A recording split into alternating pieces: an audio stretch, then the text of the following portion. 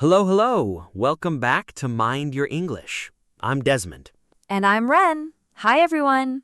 Wren, how are you doing today? Genuinely. Honestly, a bit frustrated if I'm being truthful. Oh? What happened? So, I was talking to someone yesterday, just a quick conversation, and the whole time I felt like there was this delay, like my brain was translating everything first and then sending it to my mouth. It was exhausting. I know that delay very well. A lot of learners know that delay. Is there a name for it? There isn't an official name, but I have a way of describing it that I think will help you today. And actually, that delay you're describing is exactly what this episode is about. Oh, really? Okay, now I'm curious.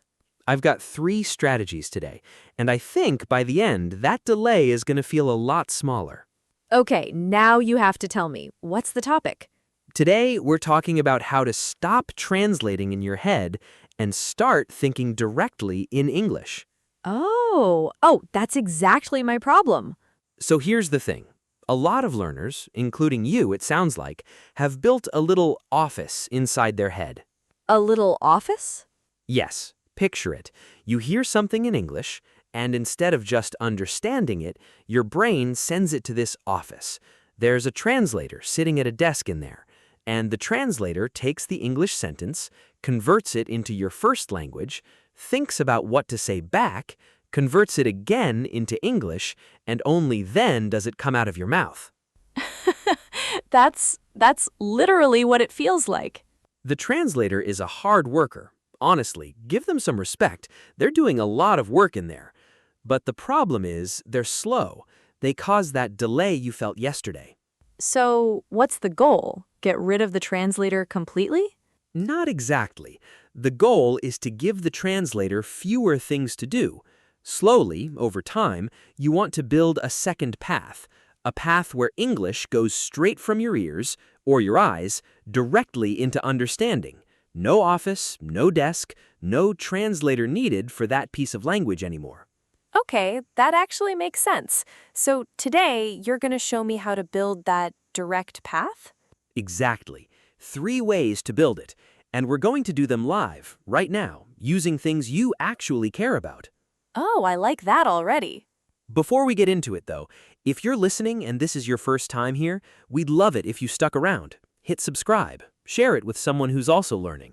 Honestly, the biggest reason people improve faster is consistency, and having this podcast in your weekly routine is a small but real part of that. Okay, Wren, ready to start building? Ready. Strategy number 1. I call this one the narrator's chair. The narrator's chair? What does that mean? Imagine you're sitting in a chair and you have a clear view of your own life happening right in front of you. And your only job from that chair is to describe what you see, out loud, in English, as it happens. So, like talking to myself? A little bit, yes, but with purpose. The idea is you take something you're doing right now, or something you did recently, and you describe it in real time in simple English, without stopping to translate. You just say what's in front of you. Okay, but what if I don't know a word? Like, what if I'm describing something and I get stuck? Good question. Then you just describe around it. You don't stop. If you forget the word for something, you describe its color, its size, what it's for, anything. The goal isn't perfect grammar. The goal is to keep moving without going to the translator's desk. Okay, can I try it? Please, what's something you did recently that you could describe? Okay, I baked a cake this weekend. Let me try. Go for it. From the chair. Okay, on Saturday, I make a cake. First, I take a big bowl from the cupboard. The bowl is white with a small crack on one side. It's old, but I love it. I put flour in the bowl and then sugar, and then I forgot the word for when you mix the eggs in really fast with a tool. Keep going. Describe around it. Okay, I use a metal thing with circles, and I move my hand very fast, and it makes the eggs and sugar become soft and yellow. After that, I put the bowl in the oven for 40 minutes. The kitchen smells really sweet, and I'm always a little nervous it won't rise properly. Wren, that was excellent. Do you know what just happened there? I talked about cake? You hit a wall. You didn't know the word whisk. And instead of stopping, going quiet, and mentally searching for the translation, you described it. Circles, metal, fast hand movement. You stayed in English the whole time. That's the entire point of the strategy. You kept the door open instead of running back to the translator's office. Oh, I didn't even notice I did that. That's actually the best sign. When you don't notice you're doing it, that means it's starting to feel natural. That's so satisfying, actually. I want to do that again later, maybe with my photography, like describing a photo I took. Perfect example. Try it tonight. Sit with one photo and describe it out loud for 60 seconds. No planning, just from the chair. Strategy number 2. This one is called the borrowed mouth. The borrowed mouth? That sounds slightly horrifying. Fair. Let me explain. Have you ever watched someone speak, in a video, a show, anything, and noticed the specific way their mouth moves, the rhythm of their sentence, almost like a little piece of music with just one instrument? I mean, kind of. I've never thought about it like that. With this strategy, you choose a short piece of speech, a sentence or two from a video, a podcast, anything, and you literally borrow their mouth. You copy not just the words, but the rhythm, the pauses, the speed. You're not translating their sentence. You're wearing it, like trying on someone else's voice for a moment.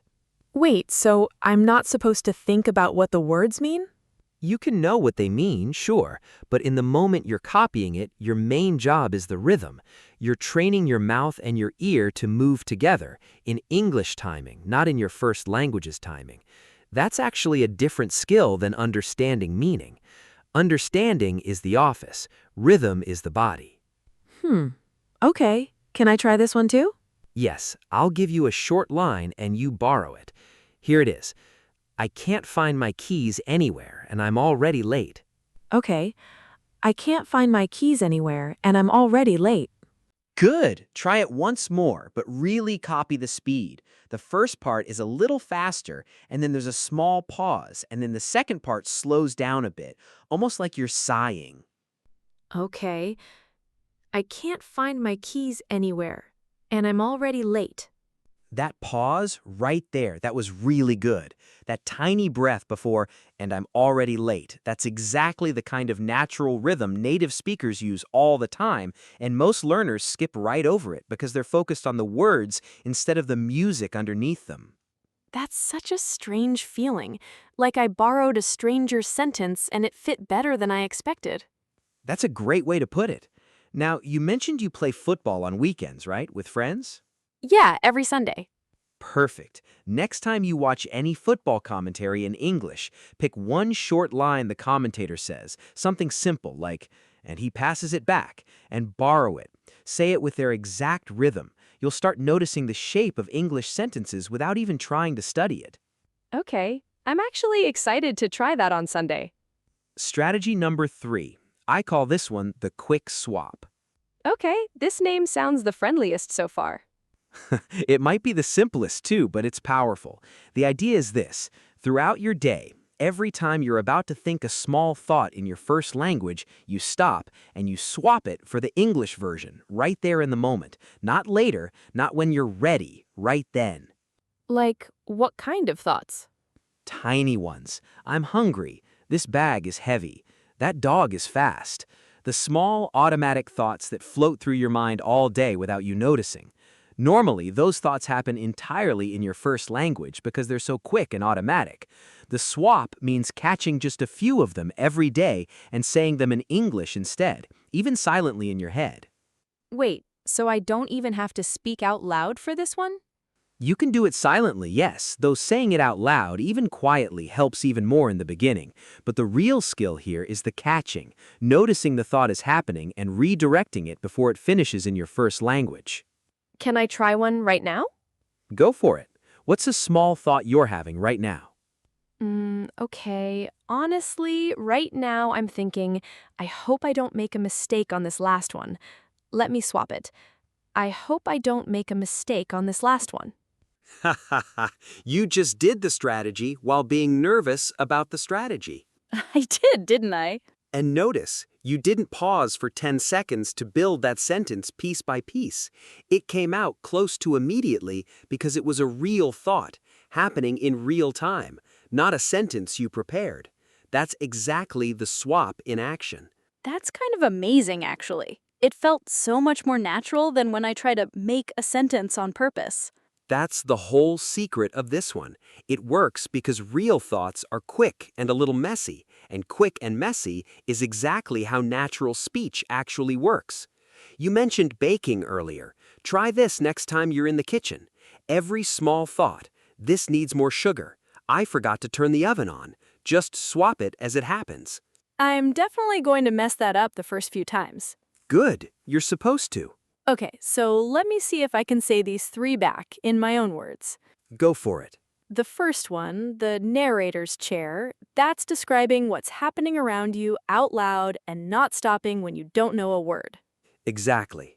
The second one, the borrowed mouth, copying someone's exact rhythm and speed, not just their words, so my mouth and ears start working in English timing. Perfectly said. And the third, the quick swap, catching those tiny automatic thoughts during the day and saying them in English right when they happen, instead of later. That's all 3. You got it completely. That actually feels really clear now. Less like 3 random tips and more like 3 different doors into the same room. I love that. Yes, exactly that. Now, before we finish, I want to talk honestly about something because I think it matters more than the strategies themselves. Okay. This is going to be slow, not because you're doing anything wrong, it's just how this works. Some days you'll do the narrator's chair and it'll feel smooth. Other days you'll sit down to do it and barely get one sentence out before you give up and laugh at yourself. Can I be honest about something? Always. What if I do all 3 of these for like 2 weeks and I genuinely don't feel any different? Like, what if I do all the right things and it just doesn't work for me? Pause. That's such a fair worry, and I want to answer it properly, not just comfort you. Here's the truth. You very likely won't feel different after 2 weeks. The changes happening in your brain right now are happening underneath what you can notice, kind of like how you don't feel your hair growing, but one day you look in the mirror and it's clearly longer. That's actually weirdly comforting. The people who improve the most aren't the ones who do a huge 3-hour session once a month. It's the people who do 5 honest minutes most days, even messy, mistake-filled minutes, because those small, repeated moments are what quietly build that direct path we talked about earlier. The translator's office doesn't close because of one big effort. It closes a little more every time you choose the direct path instead, even for one sentence. So the cake sentence I did badly today, the one where I forgot whisk, that still counted. That one counted the most, honestly. The moment you got stuck and kept talking anyway, that's the exact moment the new path got a little stronger. Mistakes aren't a sign you're failing this, they're proof you're actually doing it. Okay, I needed to hear that. You're allowed to need that. Everyone does. All right, I think that's a beautiful place to end today.